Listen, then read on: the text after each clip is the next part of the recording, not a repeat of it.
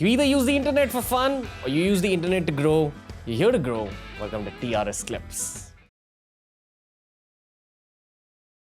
Is real success all about understanding the nature of higher realities? Success, as I said, is happiness. It's not about knowledge. Knowledge is a via medium to finding love and emotional fulfillment. And so the real success of life is to learn to love.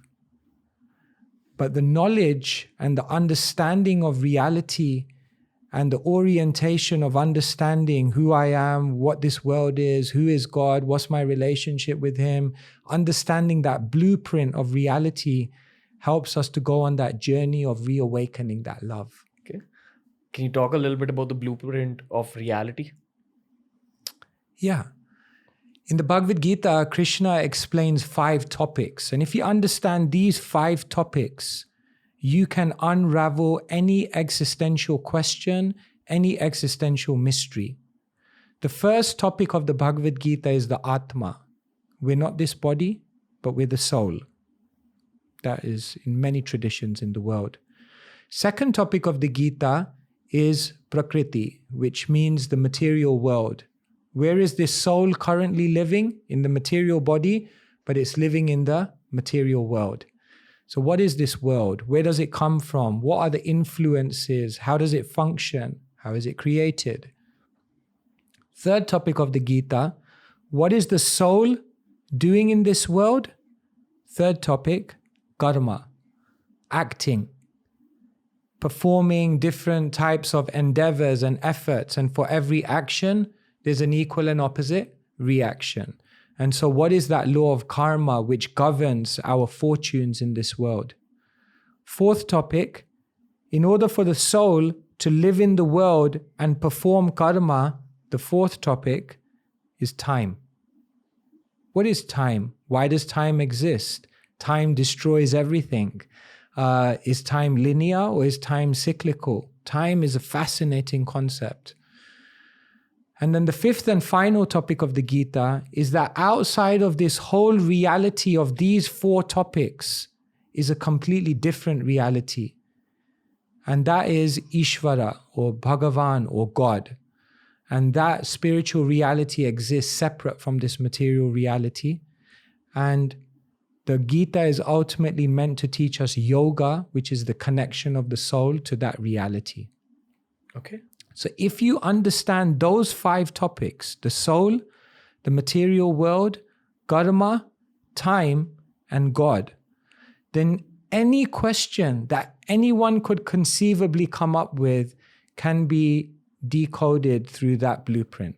I want to take a deep dive into each of these topics, but what I would like to know first is this line that I read once. It said that when you read the Bhagavad Gita for the first time versus when you read it as a spiritually advanced soul, you gain at both points in your life.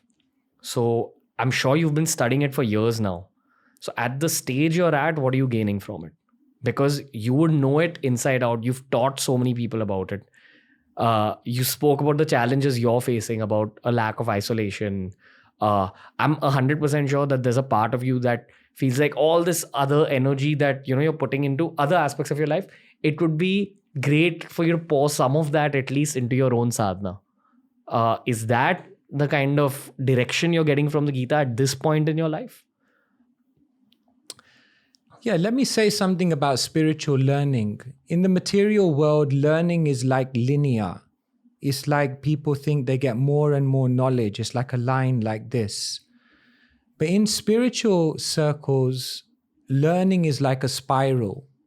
You go round and round and round. And what happens is after discussing the same verses, the same stories, the same passages, the same books, gradually what's happening is one is coming to a point where they're understanding the essence. The essence is actually very, very simple. So for me, if you want to understand the depth of the Bhagavad Gita, it's not just about picking it off a shelf and just academically studying it.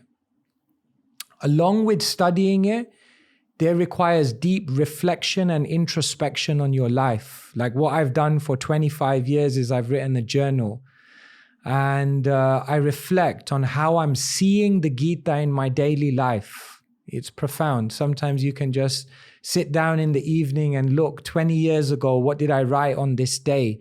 And you can see the knowledge of the Gita in action. So if you want to understand the Gita, study, add to that reflection, and then add to that application. You got to live it in your life. You got to try and read something and then say, how is this going to change my life tomorrow? How is this going to change the way I interact with the world? You have to apply. And then the fourth thing is prayer. This knowledge is actually not understood by our endeavor. It's actually something which is awakened from within by divinity. In the Bhagavad Gita, Krishna says in a beautiful verse, Sarvasya chaham hridi sanivishto mata smritir jnanam apohanam cha. From me, dwelling in your heart, comes knowledge, remembrance, and forgetfulness. So, revelation of spiritual wisdom is actually requiring also divine participation from within. It's like a ticket that God gives you. Yes, but you have to endeavor, you have to desire, and you have to also do your part. What's your part? Your part is to do those other three things: the study, the reflection, the application, and then the revelation will come from within. It's like you can imagine between you and God, there are 100 doors, and you can open 99 of them, but the last one is locked from the inside. And there you have to patiently wait. New clips released at the same time that a podcast releases. This is TRS Clips. Make sure you subscribe.